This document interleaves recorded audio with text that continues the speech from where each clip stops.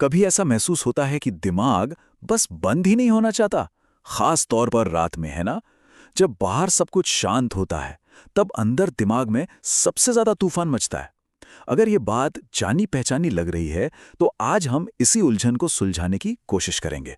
चलिए इसमें और गहराई से उतरते हैं। सबसे पहले तो एक बात समझनी बहुत जरूरी है। ज्यादा सोचना, जिसे हम ओवर थिंकिंग कहते हैं, कोई कमी नहीं है, बल्कि ये तो एक बहुत तेज और शक्तिशाली दिमाग की निशानी है। तो फिर प्रॉब्लम क्या है? प्रॉब्लम सोच नहीं, प्रॉब्लम तब शुरू होती है जब यही सोच हमारे काबू से बाहर हो जाती है।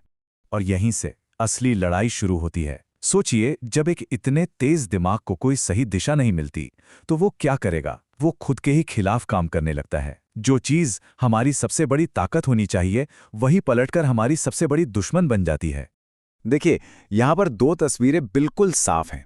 एक तरफ है एक तेज दिमाग जो किसी खजाने से कम नहीं, और दूसरी तरफ है एक बेकाबू दिमाग जो एक दुश्मन की तरह है।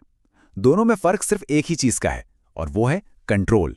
जब तक दिमाग हमारे कंट्रोल में है, वो हमारी ताकत है। जिस पल कंट्रोल गया, वो एक बोझ बन जाता है। तो होता क्या है? ये जो बेकाबू सोच है, ये हमें एक जाल में फंसा लेती है। एक ऐसा जाल जो हमें कुछ करने ही नहीं देता।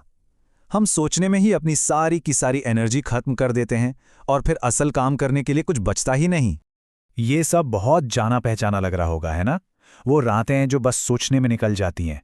पुरानी बातों को लेकर पछतावा, आने वाले कल का डर, और अपने ही लिए गए हर फैसले पर शक करना।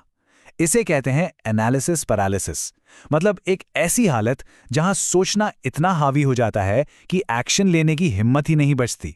लेकिन सवाल यह है कि दिमाग ऐसा करता ही क्यों है? असल में इसका सबसे पुराना, सबसे बेसिक काम हमें सुरक्षित रखना है। ये एक तरह का हमारा अपना सर्वाइवल मैकेनिज्म है। ये हर नई सिचुएशन में पहले से ही सबसे खराब नतीजों की एक लिस्ट बना लेता है, ताकि हमें किसी भी खतरे से दूर रख सके। और सुरक्षित रहने की यही चाहत हमें परफेक्शन, यानी कि पूर्णता के जाल में फंसा देती है। हम एक परफेक्ट प्लान का, एक परफेक्ट टाइम का और परफेक्ट सिचुएशन का इंतजार करते रह जाते हैं। लेकिन सच तो ये है कि असल में जो लोग आगे बढ़ते हैं, वे गलतियां कर करके ही बढ़ते हैं, परफेक्शन का इंतजार करके नहीं। तो इस पूरे चक्र का नतीजा क्या निकलता है? दिमागी थकान। मतलब बिना कोई पहाड़ चढ़े ही हम पूरी तरह थक जाते हैं, क्योंकि हमारा दिमाग हमें मन ही मन में 100 काल्पनिक पहाड़ चढ़ा चुका होता है, और ये थकान हमारी सारी ताकत सोख लेती है। तो इसका हल क्या है? हल है इस सोच को बदलने में, ये समझने में कि हम अपने ख्यालों के गुलाम नहीं, बल्कि मालिक हैं। ये एक बहुत ही जरूरी और बड़ा बदलाव है जो हमें इस जाल से बाहर खींच सकता है। यहां पर एक सबसे जरूरी बात गांठ बांधने वाली है। हमारे दिमाग में आने वाला हर ख्याल, हर विचार सच नहीं होता। ज्यादातर डरावने ख्याल तो सिर्फ कहानियां होती हैं जो हमारा दिमाग हमें सुनाता है, और हम उन्हें हकीकत समझ बैठते हैं। इस कॉन्सेप्ट को कहानीकार दिमाग कह सकते हैं। ये डर और पुराने तजुर्बों के आधार पर ऐसी ऐसी कहानियां गढ़ता है जो बिल्कुल सच लगने लगती हैं। इन कहानियों को पहचानना ही आज़ादी की तरफ पहला कदम है, क्योंकि जिस पल हम समझ जाते हैं कि ये सिर्फ एक कहानी है, हकीकत नहीं, उसी पल उसका हम पर कंट्रोल कम हो जाता है। तो इस कहानीकार दिमाग से निपटने का तरीका सोचने को रोकना नहीं है, बल्कि एक्शन को बढ़ाना है।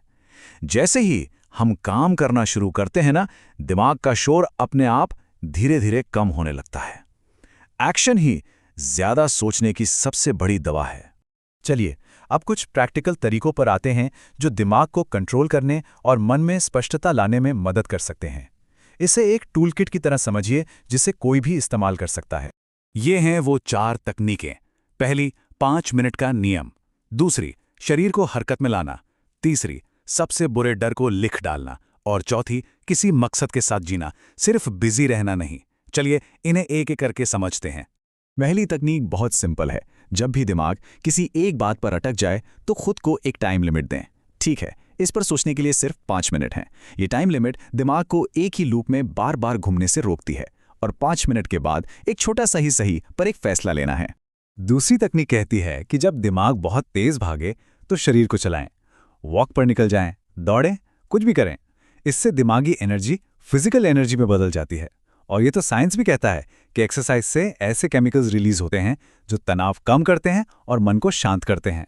तीसरी तकनीक हमारे उस कहानीकार दिमाग को सीधा सीधा चैलेंज करती है। ये एक सवाल पूछती है कि असल में सबसे बुरा क्या हो सकता है।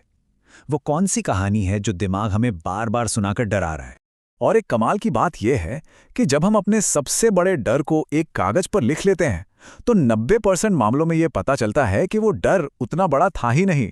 दिमाग अंधेरे में चीजों को बहुत बड़ा बनाकर दिखाता है, लेकिन कागज की रोशनी में वो अक्सर मामूली लगने लगती हैं। और आखिरी तकनीक है एक मकसद, एक उद्देश्य।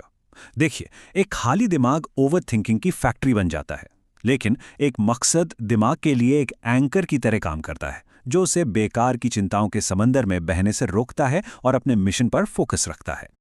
आखिर में सारी बातें घूम फिरकर एक ही जगह आती हैं, एक्शन। एक्शन ही डर का इलाज है। इसलिए आखिरी चुनाव ये नहीं है कि क्या सोचना है, बल्कि ये है कि क्या करना है। ये 3 वादे खुद से किए जा सकते हैं। पहला, अपने हर विचार को सच नहीं मानना। दूसरा, सोचने से ज्यादा करने पर ध्यान देना। और तीसरा, आज में इस पल में जीने की कोशिश करना, ना कि बीते हुए कल या आने वाले कल में। और हाँ, ये याद रखना बहुत जरूरी है कि एक गलत फैसला लेना कोई भी फैसला ना लेने से हमेशा हमेशा बेहतर होता है। गलत फैसले से भी हम कुछ सीखते हैं और आगे बढ़ते हैं, लेकिन कोई फैसला ना लेना हमें वहीं का वहीं फंसा देता है। तो अब सवाल बिल्कुल साफ है, क्या सिर्फ सोचते रहना है या फिर आगे बढ़ना चुनना है? इस दिमागी ताकत को अपना सबसे अच्छा दोस्त बनाना है या फिर सबसे बड़ा दुश्मन? ये फैसला आखिरकार हर किसी का अपना है।